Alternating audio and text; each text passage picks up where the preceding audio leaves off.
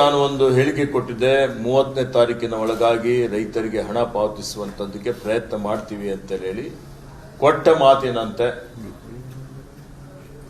ಇವತ್ತು ಜಿಲ್ಲಾಡಳಿತ ಹಗಲಿರುಳು ಶ್ರಮ ಮಾಡಿ ಜಿಲ್ಲಾಧಿಕಾರಿಯವರು ಇರಬಹುದು, ಇತರ ಎಲ್ಲ ಕಂದಾಯ ಇಲಾಖೆ ಅಧಿಕಾರಿಗಳು ಮತ್ತು ಜಿಲ್ಲಾ ಪಂಚಾಯತ್ ಮುಖ್ಯ ಕಾರ್ಯನಿರ್ವಾಹಕ ಅಧಿಕಾರಿಗಳು, ನಮ್ಮ ಕೃಷಿ ಇಲಾಖೆ ಅಧಿಕಾರಿಗಳು ಇವರೆಲ್ಲರೂ ಇವತ್ತು ಹಗಲಿರುಳು ಶ್ರಮ ಮಾಡಿ ಕಾಲಮಿತಿಯಲ್ಲಿ ಪರಿಹಾರ ತಂತ್ರಾಂಶದಲ್ಲಿ ಇವತ್ತೇನು ಸಮೀಕ್ಷೆ ಮಾಡಿ ಅದನ್ನು ಎಲ್ಲ ರೈತರ ಸರ್ವೆ ನಂಬರ್ ವೈಸ್ ಮತ್ತು ಗ್ರಾಮವಾರು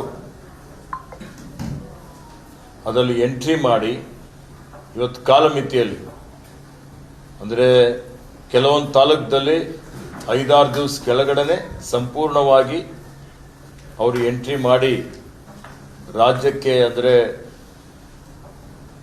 ಡಿಸಾಸ್ಟರ್ ಮ್ಯಾನೇಜ್ಮೆಂಟ್ ಇಲಾಖೆಗೆ ಪ್ರಸ್ತಾವನೆಯನ್ನು ಕಳಿಸಿ ಸತತವಾಗಿ ಜಿಲ್ಲಾಧಿಕಾರಿಯವರು ನಾವೆಲ್ಲ ಸೇರಿ ಇವತ್ತು ಹಿರಿಯ ಅಧಿಕಾರಿಗಳ ಗಮನಕ್ಕೂ ತಂದು ಸನ್ಮಾನ್ಯ ಮುಖ್ಯಮಂತ್ರಿಗಳ ಗಮನಕ್ಕೂ ತಂದು ಇದನ್ನು ಈಗ ಮಂಜೂರಾತಿ ಮಾಡಿ ನಿನ್ನೆಯಿಂದ ರೈತರ ಖಾತೆಗೆ ನೇರವಾಗಿ ಹಣ ಜಮಾ ಮಾಡುವಂತ ಪ್ರಕ್ರಿಯೆ ಪ್ರಾರಂಭ ಆಗಿದೆ. ಇದೆಲ್ಲ ಸೇರಿದ್ರೆ 143.34 ಕೋಟಿ ರೂಪಾಯಿ ಪರಿಹಾರ ಆಗುತ್ತೆ. 143.34 ಕೋಟಿ. ಇದು SDRF NDRF ನಾರ್ಮ್ಸ್ ಪ್ರಕಾರ ಪ್ರಸ್ತಾವನೆ ಸಲ್ಲಿಸಿದ ಮೇಲೆ ಮತ್ತೆ ಹೆಚ್ಚುವರಿ ಆಯಿತು. ಇಲ್ಲ ಇದೇ ಪ್ರಸ್ತಾವನೆಗೆ ಈಗೇನು 1,68,653 ಹೆಕ್ಟೇರ್ ಪ್ರದೇಶದಲ್ಲಿ ಬೆಳೆಹಾನಿ ಆಗಿದೆ.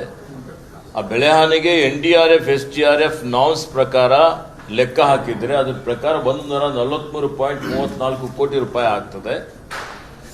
ಪ್ರಥಮ ಹಂತದಲ್ಲಿ SDRF ಮಾನದಂಡದ ಪ್ರಕಾರ ಹಣ ಪಾವತಿ ಆಗ್ತಾ ಇದೆ. ಇನ್ನು 143.34 ಕೋಟಿಗೆ ಮಂಜೂರಾತಿ ಆಗಿದೆ. ನಿನ್ನೆ ಸುಮಾರು 17.25 ಕೋಟಿ ರೂಪಾಯಿ ಬಿಡುಗಡೆ ಆಗಿ ಇವತ್ತು ಸಾಯಂಕಾಲದವರೆಗೆ ರೈತರ ಖಾತೆಗೆ ಹಣ ಜಮಾ ಆಗ್ತದೆ.